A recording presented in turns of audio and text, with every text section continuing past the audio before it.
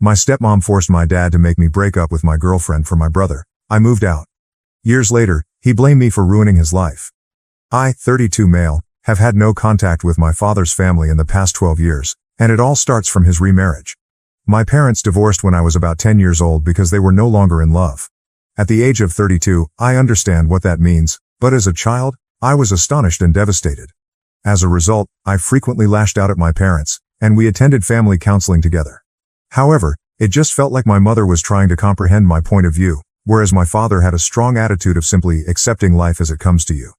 As a result, I was closer to my mother than to my father, and I only spent a few months with him at a time. However, when I was 14, my mother died in an accident, forcing me to move in with my father. Those were arguably the saddest days of my life, made worse by the fact that I was essentially the only one grieving. My father had been dating Beth, 49 female, for a few years, and they had become engaged around the same time my mother died. My father placed his future with Beth over my mother and their shared history, so he never showed any symptoms of sadness or grief. This made me feel even more alienated as an adolescent. Beth was also a handful at this time. Because I was an unexpected guest in their home, she expected me to follow her rules and even attempted to take over as a maternal figure. I was plainly reluctant to do this because she couldn't possibly replace my mother in a few months. Worse, she has always favored her prior relationship's son, Josh, 30 male. In true overbearing parent manners, she attempted to meddle, getting him a better spot on the football team, a bigger role in the school play, and so on. To his credit, Josh typically called his mother up on this behavior, but she continued to act like a smother regardless. And no matter how outraged he became by her actions, he still benefited from her string pulling. So my teen years were difficult, dealing with the death of my mother, my whipped father who never said anything negative about Beth, and a distant stepbrother who was always a little awkward around me. All I knew was that I needed to keep my head down and get out after college. I ended up attending UNC, which was in my home state, and to save money, I remained with my father and his family. This was something Dad and Beth had agreed on, and I wasn't freeloading. I paid a little rent and helped with food. However, things became really tense when I began dating this girl, Laura, 31 female, during my college years. I used to bring her home frequently, present her to the family, and it was obvious that Josh had feelings for her. I didn't like it and warned him in private to quit behaving creepy about Laura, but it was clear he still felt for her. At first, I assumed it was just a crush that would pass. But this guy had fallen hard. He was dropping grades in school, messing up his SAT prep, and acting like a lovesick puppy in general. To be honest, it was not my problem. I had attempted to be the responsible elder brother by not calling my girlfriend over, gritting my teeth about the fact that he was infatuated with her and making no attempt to hide it. He didn't understand it, and he probably didn't want to. According to what I know now, Beth had checked in with her son owing to his strange conduct, and he had poured all his girl woes to her. Beth, after some mental acrobatics of her own, decided that I was too responsible for Josh's condition and instructed my father to present an ultimatum. My father sat me down one day and told me, "Son, we had agreed that you would stay with us during your college years, but something has come up. Beth and I believe you are diverting Josh with your hobbies and the friends you invite over. As a result, we need to reach a new agreement." When I heard this from him, I was perplexed. Without knowing the context, I assumed he was talking to my friends who occasionally came over to play Wii games with me, or that I was playing music too loudly at night. I had no idea, so I asked him, "What do you mean, Dad? Are my buddies becoming a negative influence on Josh? I swear we haven't taught him anything bad, and we usually stay out of each other's way, correct?" He said, "Yeah, but that's not what I'm talking about, OP. I think you and I are both aware that Josh has strong feelings for Laura. We were thinking that you could end your relationship with her to keep the family at peace. I mean, we don't think a female should be more important than your brother's health, right?" I laughed aloud when I heard this. It was the dumbest thing I'd ever heard. Still chuckling, I answered, "Sure, Dad, why don't I end a fantastic relationship because your child can't take no for an answer? I've already told him numerous times that he makes Laura uncomfortable, and I rarely invite her over anymore. What's the issue, anyway?" I knew he was skirting the issue, but I was beginning to suspect that Josh had gone overboard with the "if I can't have her, nobody can" attitude. Beth had undoubtedly requested Dad to talk to me about it to placate her son while also ensuring that he did not waste any more time on this girl. I'm not sure how they expected me to roll over on this. It escalated into a massive battle, and I decided to stay with Laura and move out of the house. I packed my bags one day and departed, changing my cell phone number in the process. I slept at a friend's apartment for a few days before moving in with my fiancée. Fortunately, I was in college on a scholarship, and my primary challenges were paying for rent and utilities. But I hustled and worked late to make it happen. At this point, All ties with my family had been severed, and the only people I consider family anymore are a few relatives on my mother's side. It's been 12 years since then, and guess what? Laura and I married, and we both like our professions and lives. In fact, we recently purchased our first home and are trying for a baby. I really believe that leaving my dysfunctional family was the finest decision I ever made. However, a few days ago, someone showed up at my home, causing me to spiral and reflect on my history. Josh found out where I lived and came over to see me, stating he needed to speak with me. I was too surprised to react, so I calmly allowed him in. We caught up a little once he settled down, but he already knew the overall essence of my life, which he had evidently discovered via social media. Then he told me why he was here. He revealed a lot about his obsession with Laura, including his mother's participation. However, he also stated that he never intended for me to leave the house. That was something Beth had designed entirely on her own. He added that when I left, Mom appeared almost relieved that I was gone, and the house seemed very cold and strange to him. The three of them ended up moving out of state a few months after I left, something I was unaware of. Josh did not know how to contact me back then. Throughout this period, he had been feeling bad about the way I had laughed at the scenario, and he had overcome his attraction to Laura. Surprise. However, due to his bad mental health, he ended up hanging out with the wrong crowd in college and eventually dropped out. The situation at home was also horrible. His mother was distraught at his lack of motivation and success, but she never bothered to investigate why he was so miserable. This eventually forced him to leave the house after 10 years, and he has been wandering from place to place ever since, performing odd jobs and hitchhiking. He approached me and asked if I could help him settle in this area, perhaps by getting him a foot in the door at the place where I work. This would be difficult for someone without a degree or other qualifications, as I said clearly. But Josh insisted that I owe him this for abandoning him with our terrible family. He maintained that despite our distance, we were still brothers. He left about an hour ago as I write this, and I am conflicted. I don't believe I owe him anything, yet it's awful to watch him like this. I spoke with Laura about it, and she would want to maintain no contact, NC, with all members of my family, including Josh, but she believes we should support him in some manner. Will I be the a-hole, WWEBTA, if I stop engaging with my stepbrother? Update 1. Based on feedback, I believe it's better to provide Josh with temporary housing and encourage him to look for work on his own. I'm not sure if we'll ever have a meaningful friendship, but you're right. I don't owe him anything for his own mental suffering. I did what was best for myself. Update 2. After a few months, Josh is doing well in our town. He has changed dramatically from who he was previously and has begun working as a junior manager at the local Walmart. The money we gave him has been beneficial, and he is attending night school to earn a degree. To be honest, seeing him now makes me want to be more engaged in his life, but I can't get over the notion that he believes I owe him something for moving out and making him feel terrible. I discussed it with my relatives, and they proposed confronting him. Update 3. I spoke with Josh why he shouldn't expect anything from me. However, I believe he has matured into a fine man who deserves my love. It took him some time to realize the nuances, but he eventually apologized for the unfair load and expressed gratitude for the support. Laura has also softened her feelings against him as he privately apologized for his previous suspicious behavior. I suppose he'll be welcome in our home from now on. I can't say the same for his mother and father. LOL, we both despise them. Not the a-hole, NTA, but in my opinion, neither is Josh right now. Yes, he was fascinated with Laura, but Beth is the actual a-hole for allowing such behavior. NTA, but I would still be cautious with your brother, not because he is doing anything wrong, but because both of you must work together to process the trauma of your narcissistic parents. I also feel like someone like Beth is difficult to cut off. So, is Josh in no contact, NC, with them right now? Now to the next story, story 2. My best friend's baby shower turned into a nightmare when she announced that my husband was the father. What happened next shocked everyone. Yesterday, my husband, 32M, and I, 30F, went to my best friend Sarah's, 30F, baby shower. Sarah and I had been great friends since college. We first became roommates, but our connection got stronger as we realized our shared love of similar music. We went to concerts together and created innumerable memories. By our senior year of college, we were nearly inseparable, spending summers together in each other's houses whenever possible. After finishing our schooling, we pursued separate vocations. While I landed a highly sought-after position at a prestigious law firm, my ideal job, Sarah was unsure whether she wanted regular employment. Instead, she chose to look into social media as a source of income. Despite our dramatically different schedules, we made it a point to set aside weekends for each other. We always made time to connect, whether it was on a hike, at a new restaurant, out for drinks, or just staying home to watch movies. I first met Michael on one of our girls' evenings out. He was at his friend's bachelor celebration, and the moment I saw him, I knew he was the one for me. Although we often dispute over who fell in love first, the truth is that we both fell profoundly in love that same night. Fortunately, we've been blissfully married for 5 years, and it's been nothing short of ideal. I often tell Sarah how grateful I am that she invited me to the pub that night. Otherwise, I would not have met my beautiful spouse. Sarah was unmarried for a few years following my marriage before meeting her current spouse, Mark, and celebrating their second anniversary this year.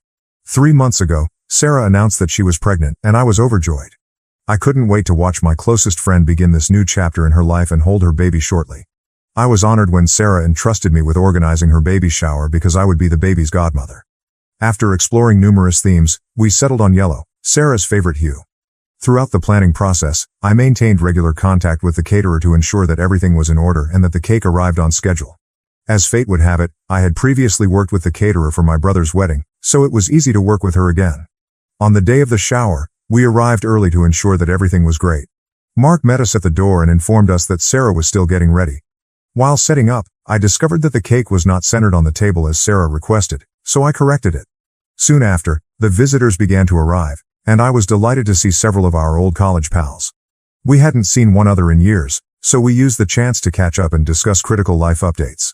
Sarah entered the room wearing a bright yellow outfit that matched her baby shower theme. Everyone congratulated her, and she smiled radiantly. As the ceremony progressed, we all sat down to eat a great lunch. Everything looked to be going well until Sarah called everyone's attention. She stood up and thanked us for attending her baby shower. Then she took a deep breath and said, "I'm thrilled to tell you that my husband, Mark, and I are expecting our first child, and I have someone very special to thank for that."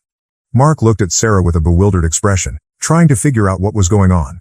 Then, pointing directly at my husband, "Michael," she exclaimed.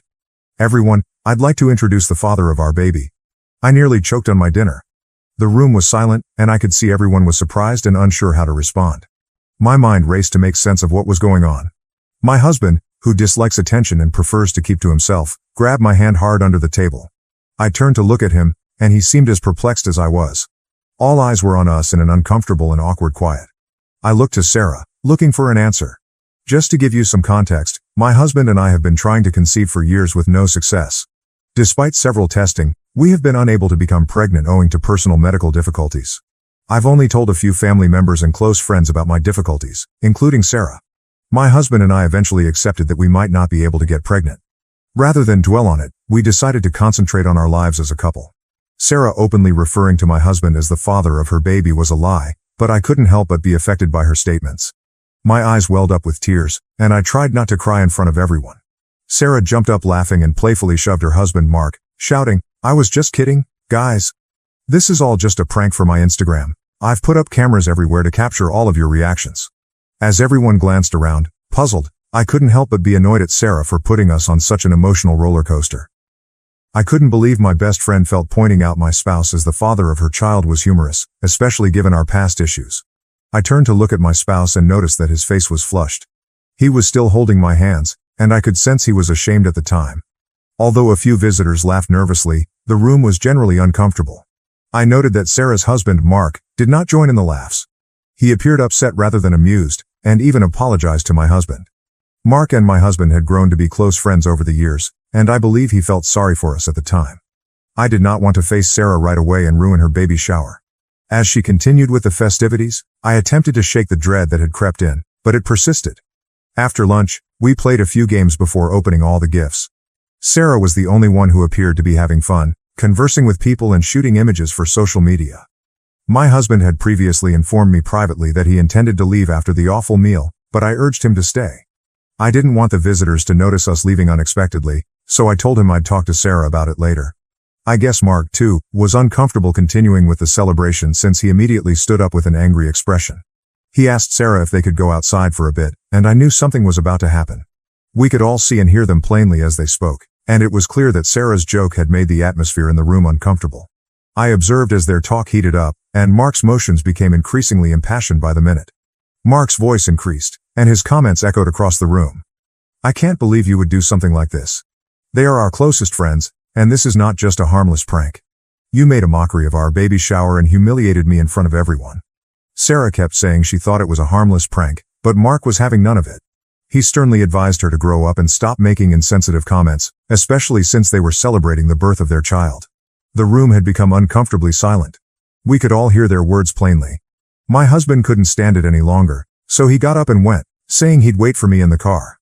Although my heart grieved for my friend, I recognized how hurt my husband was and could not blame him for leaving. Mark must have recognized the gravity of Sarah's actions as he watched my husband walk out. He glanced at Sarah and responded, "I'm done. I'm done with your immaturity. We're done. I will love this child, but I can't be with you for 1 second longer." When Sarah heard this, she burst into tears, and Mark departed the gathering. We all glanced at each other in surprise, unsure how to respond. My heart ached for my dearest buddy, but I knew my husband needed me more at the time. I did not want to approach Sarah after her painful chat with Mark, so I too left the baby shower without saying goodbye. When I arrived home, I noticed how upset my husband was. We couldn't believe Sarah had pulled such a nasty hoax on us. That evening, Mark texted us an apology, stating he had no idea she would perform such a hoax for a video and was sorry for all we had been through. We were delighted he reached out because we didn't want to have any ill will toward him and fully understood his point of view.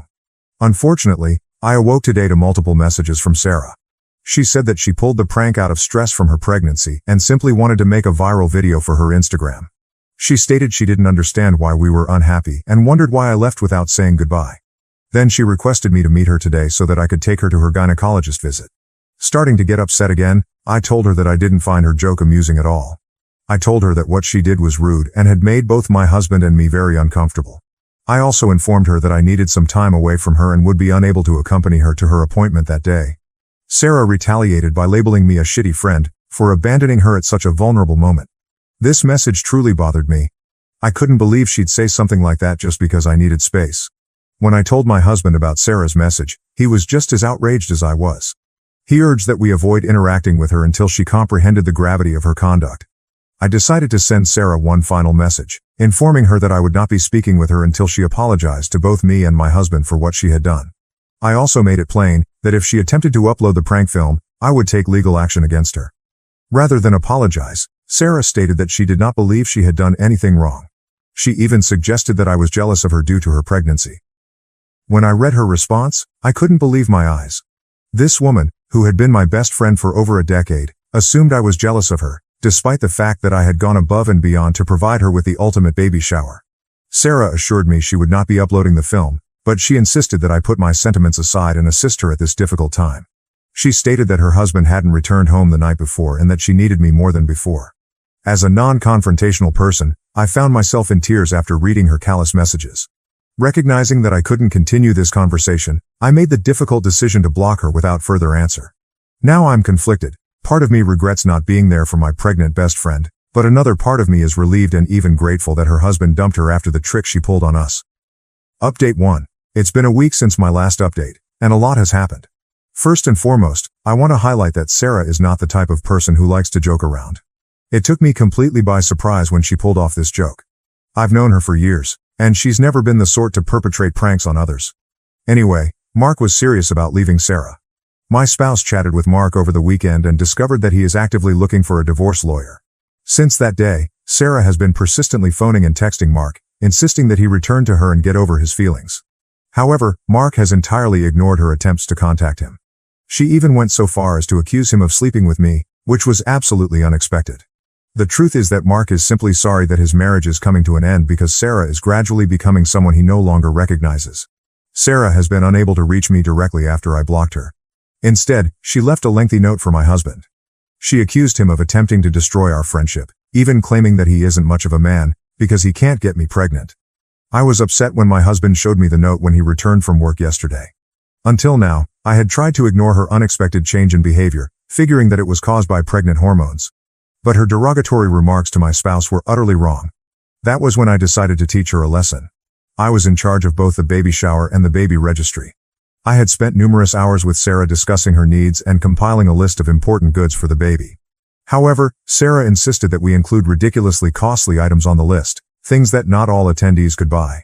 During the baby shower, I noted that while some guests followed the list, others presented her with practical goods that were not on the list but would still benefit a new mother. Sarah was genuinely upset about it. Originally, I intended to personally give her a handful of the pricey goods she desired. However, after she crossed the line by insulting my husband, I promptly canceled the order and erased the baby registry to ensure she could not access it. If she wanted one now, she'd have to start from scratch. Additionally, I received a message from the caterer about the baby shower a few days ago, but I was too consumed with dealing with Sarah to answer. As a surprise gift to Sarah, I had previously paid half of the catering service's booking fees and planned to pay the remaining balance after the baby shower. However, given everything that had transpired, I became distracted and entirely forgot about it. I called the caterer and explained the situation to Sarah. I informed her that given what had happened, I would not be paying the remaining sum. The caterer was very kind and advised me that because Sarah had booked the catering service under her own name and had communicated with them prior to the baby shower, the final payment would be sent to Sarah rather than me. I was happy that I wouldn't have to spend any more money on someone who had publicly insulted us and continued to cause us harm with her harsh text messages. I also told my spouse what happened, and he found it humorous. Although I had pondered contacting Sarah in the previous few days, once she sent that letter to my husband, I realized that I had gone beyond the point of forgiving. I'm grateful to everyone who backed me and helped me recognize how harmful her conduct was. Looking back, I can recall several occasions when she criticized me, but I never paid much heed to them until now. Anyway, I'm going to remain positive and move on from this experience. I do not want to waste any more time or energy on her. Update 2. This woman is unashamed. Sarah sent me an email several days after I spoke with the caterer. As soon as her name appeared in my email, I knew she was back with her bullshit. In the email, she accused me of being cheap for not paying for the full food service, although knowing I could afford it. She stated I had always been arrogant because I was born into my family's wealth, and then she expressed her relief that I could never conceive. She went on to say that she had been using me for years to make her life easy. Then she repeatedly called me unattractive and implied that I was undeserving of my spouse. She also said that my husband married me just for my money because I was too ugly to be with him. She then called me an expletive for allegedly putting a wedge between her and her spouse. Throughout the email, she used explosive profanity, essentially calling me every foul name under the sun. I showed the email to my husband, who quickly deleted it. Over the years, we've both gone above and beyond to assist this woman. We were there for her when she was single and distraught over several breakups. We've brought her on vacation with us and even paid for her flight and hotel room on multiple occasions. My spouse had even assisted Sarah's parents by restoring their home and lending them money a while back. We'd always treated her like family. Furious, my husband immediately contacted Mark and invited him over for dinner to discuss the problem. When Mark came, we handed him the email, and his expression was utter contempt. He then gave us text conversations from Sarah, in which she used similar profanity and even accused him of cheating. We were deeply shocked by the gravity of the charge, as it was not something to be simply flung around or uttered in anger toward one's spouse. It was difficult to imagine that my former best buddy, whom I had just recently parted ways with, had changed so significantly. Mark told us that he was in contact with a reputable divorce lawyer. According to his lawyer's advice, he never responded to Sarah's texts, no matter how insane or cruel they were, and instead saved screenshots of everything she sent him. He also photographed the email she had sent me so he could show it to his lawyer. Since I wrote the original article, I've had a few DMs from folks who are concerned about Sarah, presuming she has neurological abnormalities as a result of her rapid change in behavior. I'd like to add that she's always had temper issues. Even while we were in college, I saw her lose her temper and use profanity toward others, even in public. Though I really doubt this is a medical issue, my husband and I will nevertheless contact her parents about the situation. We want to tell them everything and show them all of the messages and emails she has sent us. If they believe there is something wrong with her after that, it is their responsibility to take her for a medical checkup. Despite everything, I do not intend to unblock her or answer her email. I have gone above and above for this woman, and for her to continue mistreating, belittling, and disrespecting me is beyond disappointing. I intend to put this experience behind me and focus on enjoying life with my spouse and our dogs. The last few months have been a roller coaster of emotions, to say the least. I hope everyone is having a good start to the new year, just as my husband and I are. We're here in the Maldives, taking a much-needed break from our hectic careers. Given the events of the past year, we decided to take a break from work and unwind. So far, we've spent our days relaxing on the beach and sipping cool cocktails at the resort. Update. Several of you have requested an update, and as expected, Mark and Sarah have officially split. The court case was heated, with Mark's lawyer providing evidence as well as their previously agreed upon premarital agreement. Despite Sarah's best efforts, she and her lawyer were unable to win the case. However, both parties have been instructed to develop a co-parenting plan in the best interests of their child. When we contacted Sarah's parents about her erratic conduct, we discovered that she needed to move back in with them. Apparently, due to her pregnancy and lack of proper work experience, she was unable to support herself for long using only social media. She had no choice but to return to her parents' residence. I also discovered from our mutual friends that after the disastrous baby shower, Everyone quickly distanced themselves from her. Nobody wanted to become involved in her drama.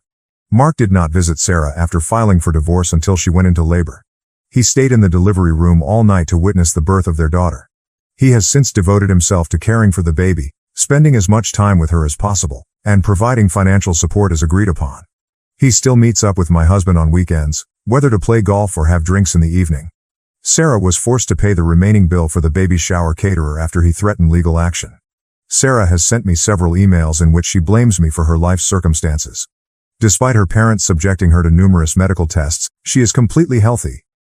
As a result, there is no excuse for her immature behavior. Hopefully, for the sake of her daughter, she will strive to change and become a better person in the future. My husband and I did not let this situation affect our happy and healthy marriage. We moved on from it within a month and concentrated on our personal and professional lives. We still go on Sunday dates, just like when we first started dating. When I look at my husband, I still feel the same excitement and appreciation that I did when we first met. I'm grateful to be spending my life with him. I'd also like to express my sympathy to all of the couples who have expressed their difficulties with infertility. I want you to know that it's perfectly fine, life takes its own course, and we must trust the journey. If you genuinely love your partner, there are numerous other ways to become parents. However, my husband and I are content with each other's company and have decided to spend the rest of our lives happily together. Thank you for watching. If you haven't subscribed yet, please do so and hit the notification bell to stay updated with more shocking real-life stories happening around you.